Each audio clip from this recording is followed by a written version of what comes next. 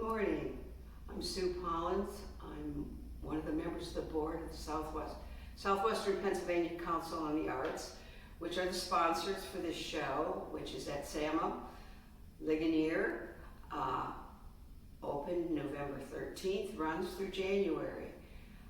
We're doing this video because we did not have an opening because of COVID, and we want to encourage people to come. This is a place of solace and quietude, and though the reception would have been fun and informative, this is meant to be informative and to invite you to come here so that you can see it. The museum is open. You do not need a reservation. You do need a mask. So come and visit us. Let's start by looking at the show, and I'm standing at the reception desk. If you've not been here before, this is where you come in the museum. I'm looking at a painting behind the reception desk that is in a room of quite traditional oil paintings of local scenes. This is a barn, very typical of Pennsylvania, very typical of the fall in Pennsylvania, where we are right now. I'm not going to mention every painting in the show. There are 60 paintings from entries from 19 counties in southwestern Pennsylvania. This exhibit has been going on. This is our 25th exhibit. We have had 17, the past 17 have been at this venue. Before that, we had in venues at the Westmoreland Museum, at St. Vincent, at Indiana University, and various others, but we have been here now for 17 years, a wonderful partnership, and I thank them for that. We're going to walk around this room, and I'll talk about the paintings, and really, my object is just to help you enjoy them, but you have eyes. Come, make your own decisions. Look for things. I may mention something that you've never thought of looking for. I may not, but you have your own opinions. Please use them. Let's turn around here and go over to the mantle. This is a painting, oil painting of Sharpsburg, I believe. Yes, Sharpsburg, Pennsylvania, another local scene. Not quite as realistic as the first one we saw. The lines and the edges are softer. There's less detail. How does that make it different? It just shows the artist's vision. And the artists in all these cases have some sort of an idea, and then they come up with their own style or their own vision and how they want to or conceive of presenting it. It could be a painting, it could be a sculpture, it could be a drawing. I don't think there's any drawings, but there's drawing in all of these. Photography. So many, many different things. I'm going to step over here to this wall where we have three pieces. One to the left, it's a piece of sculpture, which is an assemblage done by an artist who's a retired art teacher, and he puts metal pieces together to create new images. There's a whole lot of interest in texture in this, and when you're thinking of a piece of sculpture, it has to be put in a situation where you can see all sides of it. Mostly when you do paintings or photography, you're looking at only one surface. You're not looking at all the surfaces. You're not looking for actual texture. Now, sculpture really invites you to touch it. Unfortunately, in this situation, you're not allowed to touch it, but you can touch it visually. Look at the different textures. Look at the different objects he's put together to make this new image. Quite mechanical because these pieces are all man-made. We go next to a painting that's really a screen print or a lino print, which is of a man-made object or a sign, also man-made. Then we go to other man-made things which are placed on the table. It's called Sugar and Spice, quite a realistic. Academic is the word I would use for realistic painting. Again, quite hard edges, meaning there's no blurriness in the edges. Objects we all see. You might see them in the diner down the street. Why would the artist want to talk about this? Why do artists want to show us anything? They see something, they get an idea, they conceive of a way they want to do it, again, the media they might use, and then they show it to us and use it as communication. These artists aren't here to talk to us in person, but they are talking to us in their decisions, in their paintings. Go around the corner here and we see two paintings that are much more impressionistic, meaning they're the impression of, to the left, to the right, both scenes. But in impressionistic painting, there's softer edges, meaning you don't see crispness, you see softness. The artists in the Impressionism period started in the 1890s because the artists were free to go outside and paint. There had been a development, mechanical development, that they could put paint in pig bladders, carry them outside, and paint in the outside and be interested in the light of sunlight, not artificial light. We go around the corner, and I'm not going to talk about every painting, but I do want to mention this painting. It's quite large. It is a cyanotype on Arches paper. Cyanotype, in layman's term, is a blueprint. It is like a photograph. The artist has been interested in this very transparent ribbon, perhaps, that he's laid on paper and then photographed. It's interesting to see where the object folds over on itself and creates a pattern, which creates a pathway that your eye can follow around the painting. Very simple, very elegant. I'm going to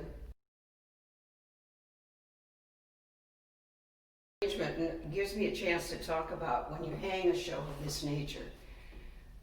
The coordinator of the SAMA has hung this show, and she has to use a lot of disparate ideas, disparate titles,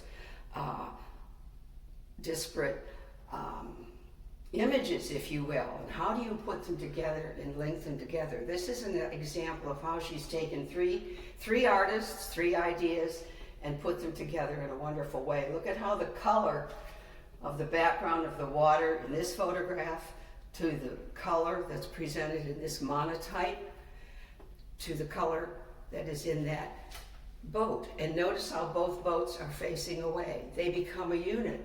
These people don't know each other. But when you come to the museum and you see a show of this sort, you see the whole group. Each time you get a different juried exhibit, you have 60 different pieces. How do you fit them together? Notice how they are used and hung in a way that they work together. I quickly want to relate that piece to this really quite small piece that's in the vitrine here in this back gallery. This is actually found items as well, like the sculpture we saw in the first room. And this is a sculpture, meaning it's 3D and you can walk all around it. It is 3 elements.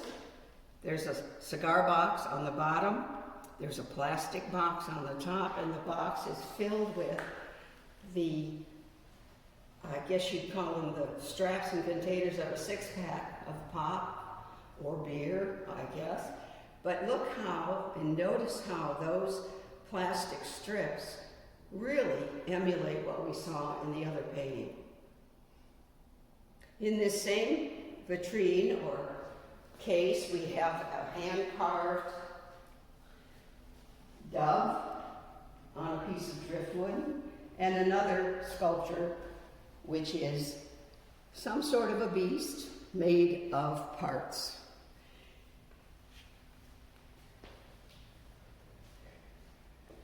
This room has another piece or another kind of theme that I saw when I went through it, and that is to start with this piece, which is actually a 9-part painting and interchangeable.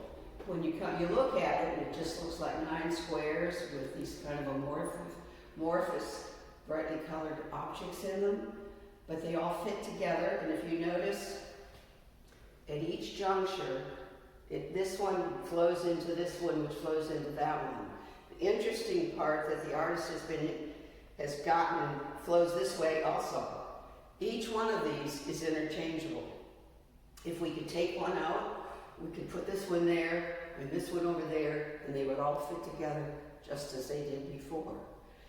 So an artist has added the mechanical idea of having an interesting form, but making it interchangeable in other ways, which makes me want to go around the corner to this piece, which is acrylic medium, but it is also 9 parts. So more than one artist had this idea. Now in this case, they also fit together, but not as exactly as they do there. And yet if you look carefully, there's 2 lines, 9 parts. Which brings us over to this, which is multiple parts. All of this is a mechanical and technical control, I guess I would say, over what the artist and how the artist would portray what we're seeing. I'm going to cut off here.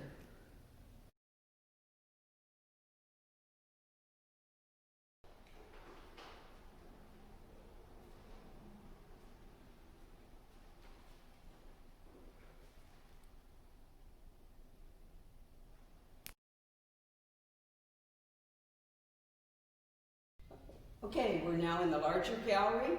We're looking at one very large piece of a very local scene, but we don't know where it is. It could be anywhere in Western Pennsylvania or almost any other state. Notice how the artist has used the objects within the painting to carry your eye from the bottom up with its dark through this ravine. Is there water in it? We don't know. We really don't see water. There might be water in it. Notice how the artist, too, has used the verticals of the trees in the background, then to this branch or fallen trunk, to this one, to create a vibrancy to carry you back into space. This is an interesting piece. It's on a panel, and it's very, very dark. I don't know if it will show up as well. Very limited color, whereas the one to its left has much, much more color. And this is a choice that an artist always has.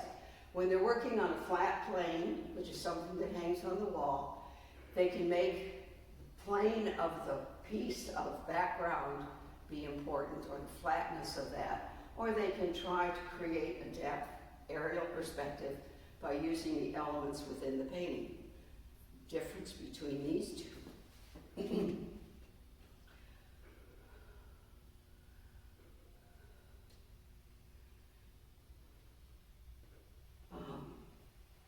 You want to paint a figure? Interesting, there's several ways to pick, as many ways to paint a figure as there are figures. This one are 2 figures within a great landscape. This one, there's no body, just feet, but the body is attached. You could be one of those people looking over at that crevasse that's beyond there. This is pretty direct portrait, but again, the figure is quite muted. The emphasis in this is on the euphonium, which is the instrument. We have another piece of sculpture right here that I'm walking around, which is actually a chest of drawers. This is a piece of furniture. It's usable, but you must walk around it.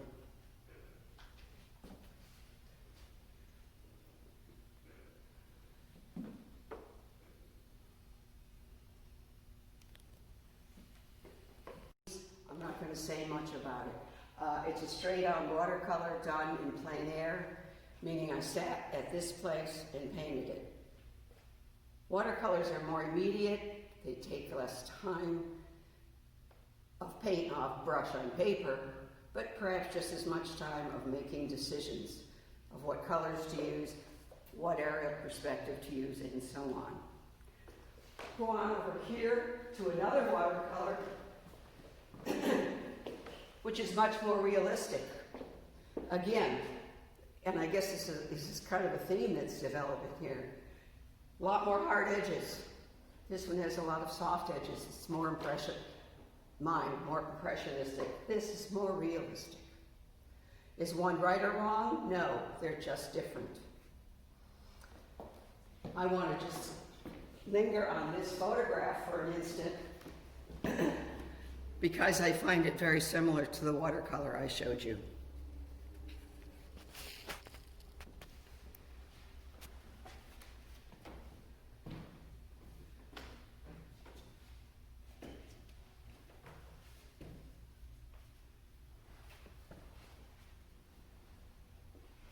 And as we catch up with where we're going to come to a wall full of figures and how they are done differently. You do have a catalog. There is a full color catalog online at our website, which is spcarts.org, and the museum's website as well.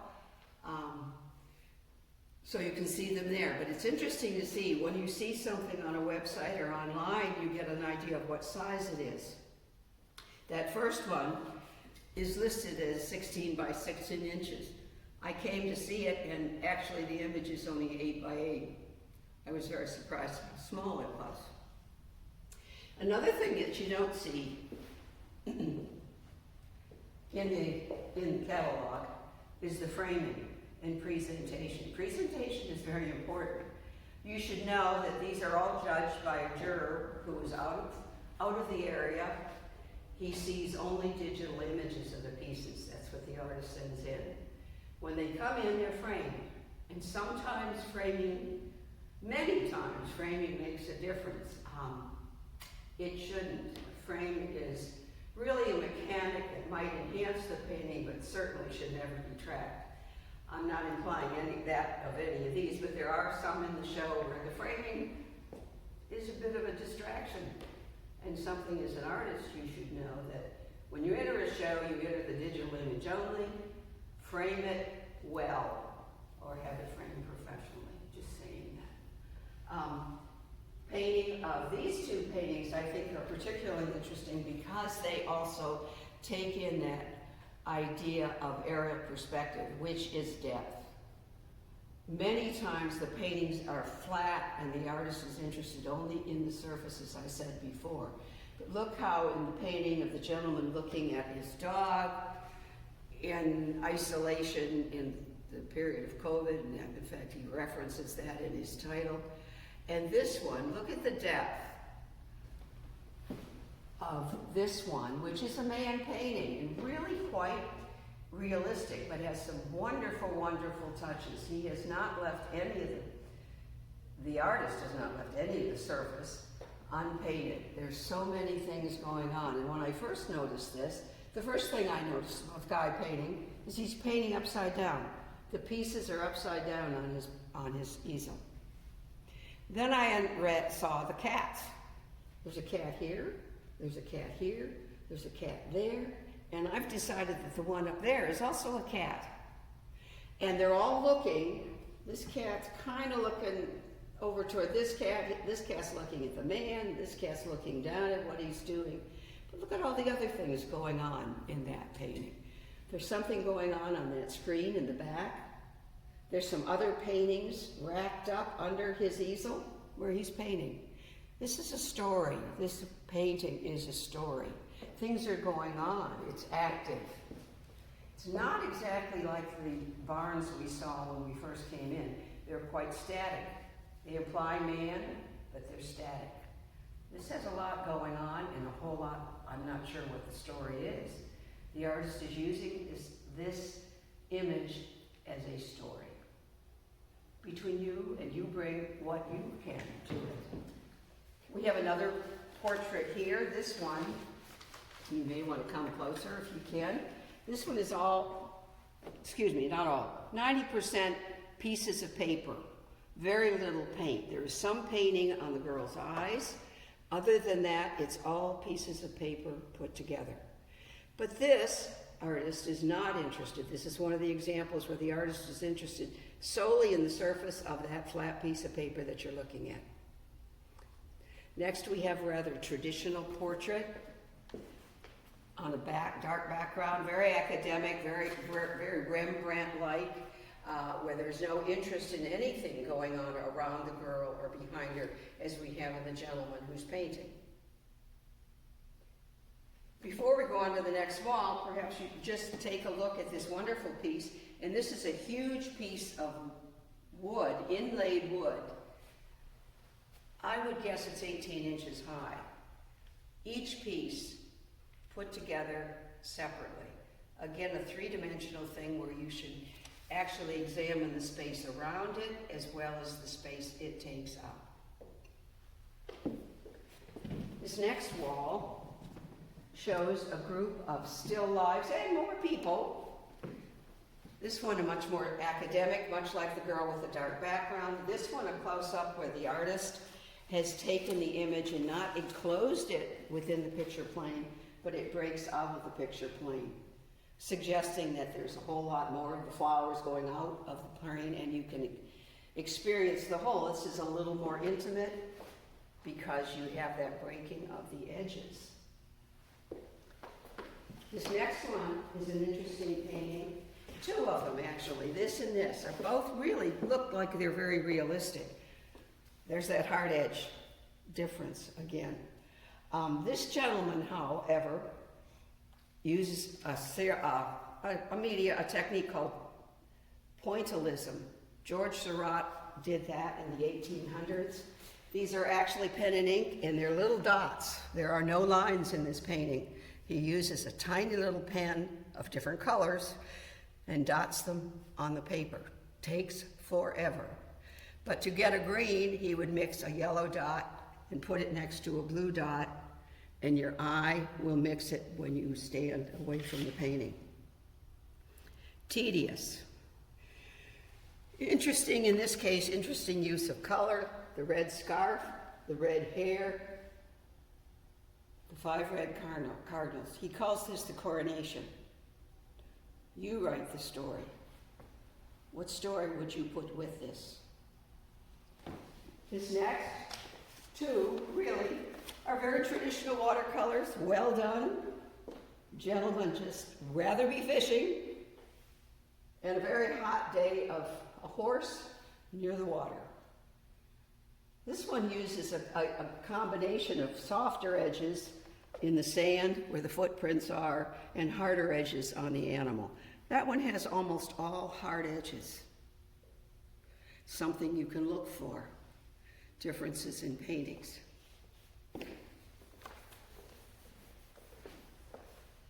This is another wall that I love the way our choreogrator has put the colors together.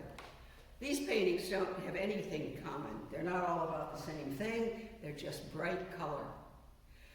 This artist, the first artist, has taken a piece of wood and cut it out so there's not a traditional rectilinear or square frame, but is an interesting edge.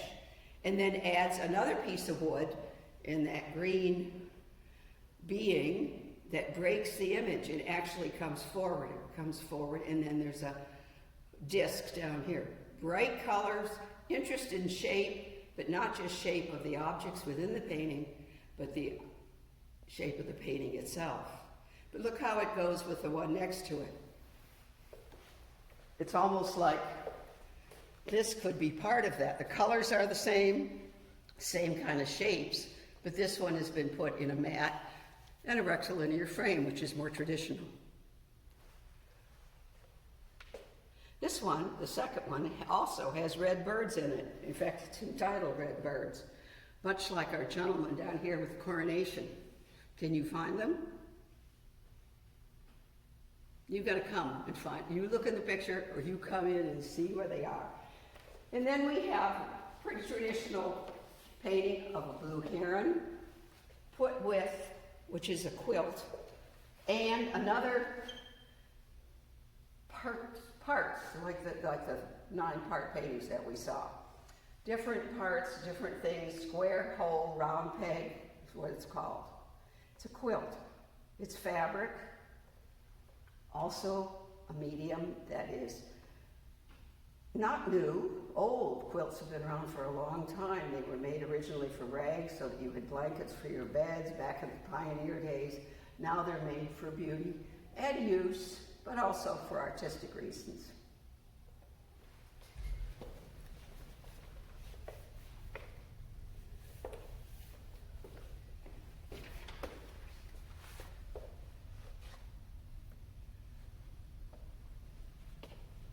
Come around the corner, we have two really different approaches to painting. This one, which is really acrylic and resin, not much painting. It's very three-dimensional. If you could see it, I don't know if you can see it in the video, but it's got a lot of depth to it. It also has a very thick layer of resin, clear resin. Lollipop trees, and then down here is a very small cow, which is three-dimensional and glued on the top. What is he trying to say? I'm not sure. As opposed to the one next to it, which is very realistic. But look at the scale. It's a huge apple. Is the artist saying this apple is more than important because they've made it larger in scale? Scale's another thing that makes a difference in your art. And again, you don't get to see that in a catalog. Very realistic, very definitely right in the middle of the painting. I call this a senior portrait kind of a painting. I prefer, I guess, things that break the edges and show you an interest. There is an interest in aerial perspective. There's a little bit of three-dimensionality in the shaping and the shadow and the bite mark. No interest at all in the background or the corners. Now I think I've done it. We good? We're back where we started. I invite you to come in. You need or can pick a popular prize. Which piece said the most to you? Which piece inspired you? Which piece got you thinking about something perhaps you hadn't thought about before? You may vote for the popular prize either in person here. There's a box behind me with a ballot you can put in, or you can vote for that popular prize on the website. The winner of that prize will be on the back of the catalog next year. Last year's, here's the catalog. Last year's catalog has the winner from last year. And there's a money award too. We also gave 10 awards within the show. The only one identified was the best of show. How would I finalize this? I guess I'd finalize it by this, and it's a quote by Henry David Thoreau. Henry David Thoreau is that gentleman who went out to the pond, Walden Pond, and lived for a year just in nature and of nature and around nature. And there are many quotes, but what he said, it's not what you look at, it's what you see. And so I would say that to you as a viewer. It's not what you're looking at, not what the artist looked at, but what they saw. What do you see?